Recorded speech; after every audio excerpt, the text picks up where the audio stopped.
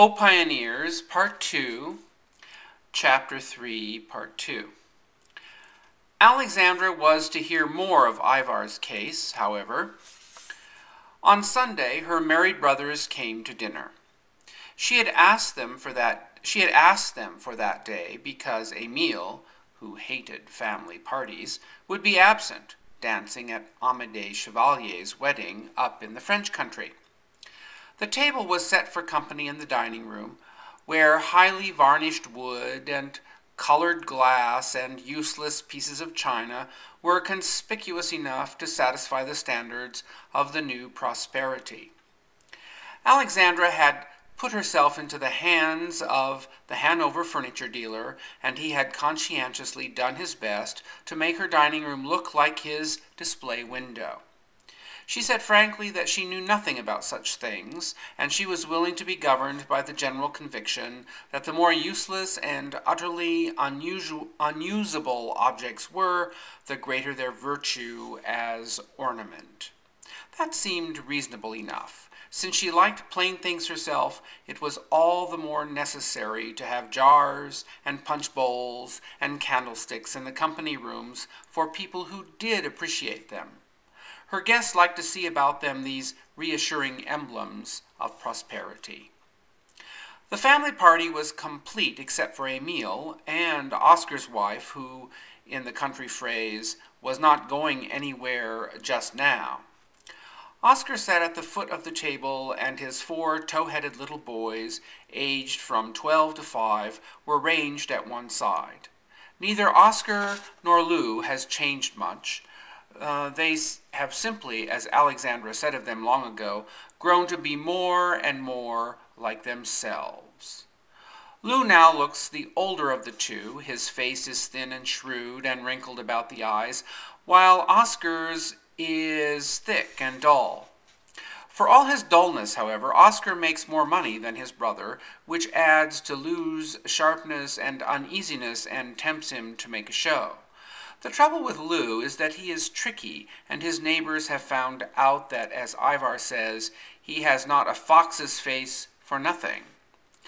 Politics being the natural field for such talents, he neglects his farm to attend conventions and to run for county offices. Lou's wife, formerly Annie Lee, has grown to look curiously like her husband. Her face has become longer, sharper, more aggressive. She wears her yellow hair in a high pompadour and is bedecked with rings and chains and beauty pins. Her tight, high-heeled shoes give her an awkward walk, and she is always more or less preoccupied with her clothes. As she sat at the table, she kept telling her youngest daughter to be careful now and not drop anything on Mother. The conversation at the table was all in English.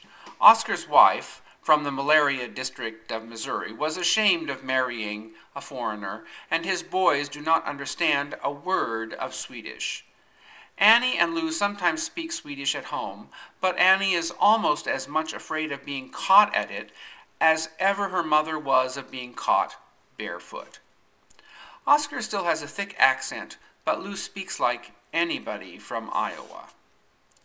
When I was in Hastings to attend the convention, he was saying, I saw the superintendent of the asylum, and I was telling him about Ivar's symptoms. He says Ivar's case is one of the most dangerous kind, and it's a wonder he hasn't done something violent before this. Alexandra laughed good-humoredly. Oh, nonsense, Lou. The doctors would have us all crazy if they could. Ivar's queer, certainly, but he has more sense than half the hands I hire. Lou flew at his fried chicken. Oh, I guess the doctor knows his business, Alexandra. He was very much surprised when I told him how you'd put up with Ivar. He says he's likely to set fire to the barn any night, or to take after you and the girls with an axe. Little Signa, who was waiting on the table, giggled and fled to the kitchen. Alexandra's eyes twinkled. That was too much for Signa, Lou. We all know that Ivar is perfectly harmless. The girls would as soon expect me to chase them with an axe. Lou flushed and signaled to his wife. All the same, the neighbors will be having a say about it before long. He may burn anybody's barn. It's only necessary for one property owner in the township to make a complaint, and he'll be taken up by force. You'd better send him yourself and not have any hard feelings." Alexandra helped one of her little nephews to gravy. "Well, Lou, if any of the neighbors try that, I'll have myself appointed Ivar's guardian and take the case to court, that's all. I am perfectly satisfied with him." "Pass the preserves, Lou," said Annie in a warning tone. She had reasons for not wishing her husband to cross Alexandra too openly. "But don't you sort of hate to have people see him around here, Alexandra?" she went on with persuasive smoothness. "He is a disgraceful object, and you're fixed up so nice now. It sort of makes people distant with you, when they never know when they'll hear him scratching about. My girls are afraid as death of him, aren't you, Milly dear?" Milly was 15, fat and jolly, and pompadoured, with a creamy complexion, square white teeth, and a short upper lip. She looked like her grandmother Bergson, and had her comfortable and comfort-loving nature. She grinned at her aunt, with whom she was a great deal more at ease than she was with her mother. Alexandra winked a reply. "Milly needn't be afraid of Ivar. She's an especial favorite of his. In my opinion, Ivar has just as much right to his own way of dressing and thinking as we have. But I'll see that he doesn't bother other people. I'll keep him at home, so don't trouble any more about him, Lou. I've been wanting to ask you about your new bathtub. How does it work?" Annie came to the fore to give Lou time to recover himself. "Oh, it works something grand. I can't keep him out of it. He washes himself all over 3 times a week now, and uses all the hot water. I think it's weakening to stay in it as long as he does. You ought to have one, Alexandra." "I'm thinking of it. I might have one put in the barn for Ivar, if it will ease people's minds. But before I get a bathtub, I'm going to get a piano for Milly." Oscar, at the end of the table, looked up from his plate. "What does Milly want of a piano? What's the matter with her organ? She can make some use of that and play in church." Annie looked flustered. She had begged Alexandra not to say anything about this plan before Oscar, who was apt to be jealous of what his sister did for Lou's children. Alexandra did not get on with Oscar's wife at all.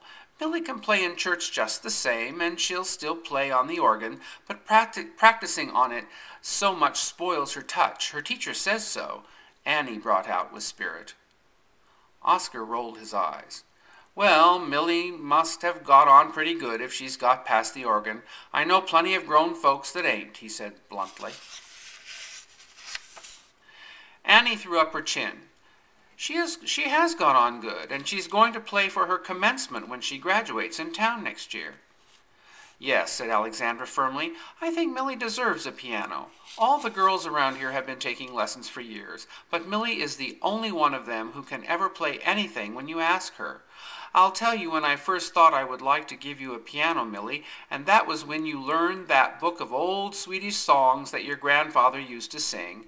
He had a sweet tenor voice, and when he was a young man he loved to sing. I can remember hearing him singing with the sailors down in the shipyard when I was no bigger than Stella here," pointing to Annie's younger daughter. Milly and Stella both looked through the door into the sitting room, where a crayon portrait of John Bergson hung on the wall. Alexandra had had it made from a little photograph taken for his friends just before he left Sweden. A slender man of 35, with soft hair curling about his high forehead, a drooping mustache, and wondering, sad eyes that looked forward into the distance as if they already beheld the new world.